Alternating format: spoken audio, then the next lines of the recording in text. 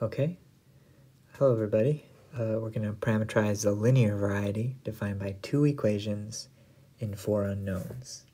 So I really have a map from R4 to R2, well, R, but maybe it's from K4 to K2.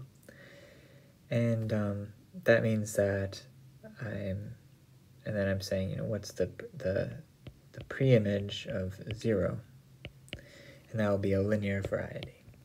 So what is it? Well, first I write down the coefficients. -1, 2. And this is sort of a shorthand for saying I'm looking for solutions ax equals b, where b is -1, 2.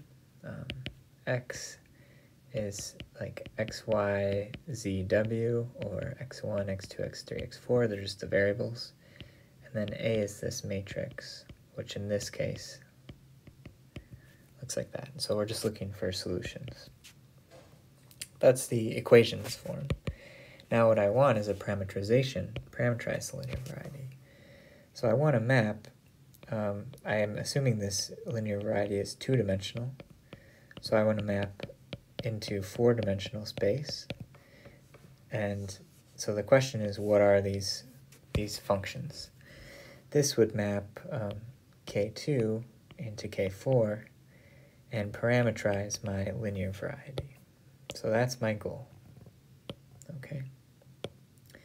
What is this map? So in order to discover it, we can use Gaussian elimination or row reduction. So the first step here is to transform my matrix by producing a 0 right there under the first pivot. And I'm just doing hopefully I don't make a mistake. I think that's correct. Okay, so now I've got my 0. So the next step would be to, let's say, rescale this. And that gives, well, the first row stays the same. Now the second row becomes minus what it used to be.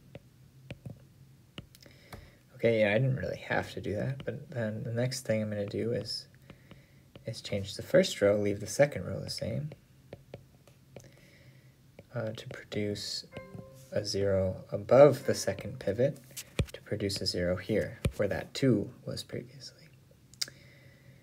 Okay, well then I did it wrong.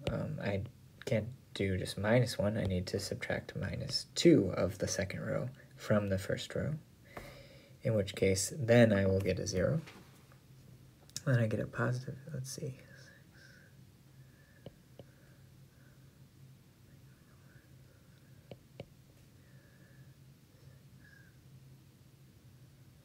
I think I did it okay.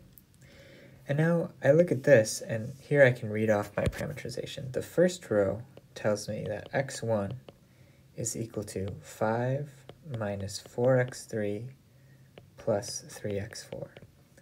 And the second row tells me that x2 is equal to -3 plus 3x3 minus 2x4. And so sort of these columns are correspond to free variables. And so this gives me my map. I'll take some parameter t1, t2, and I'll send it to, well, 5 minus 4t1 plus 3t2, comma.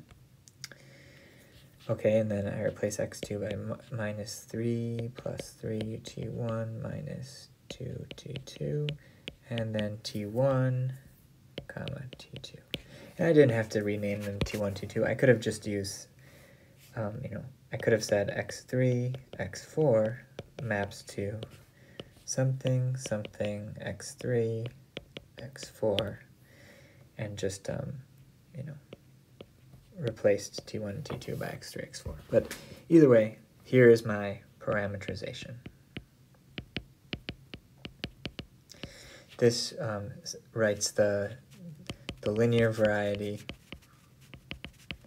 equals the image of this map F versus this equation form. The equations is called implicit representation.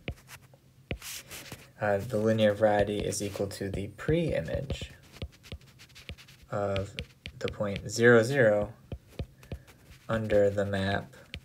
Let's say G goes from K4 to K2, sending X, Y, Z, T to the point, what is it?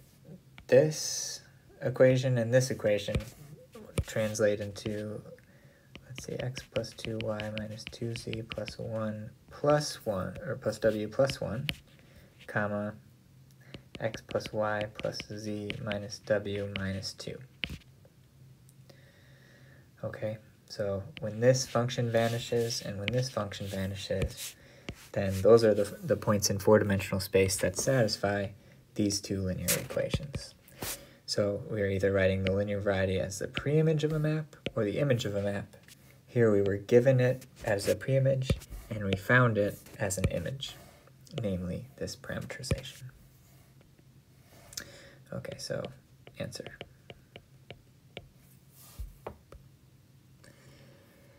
Okay.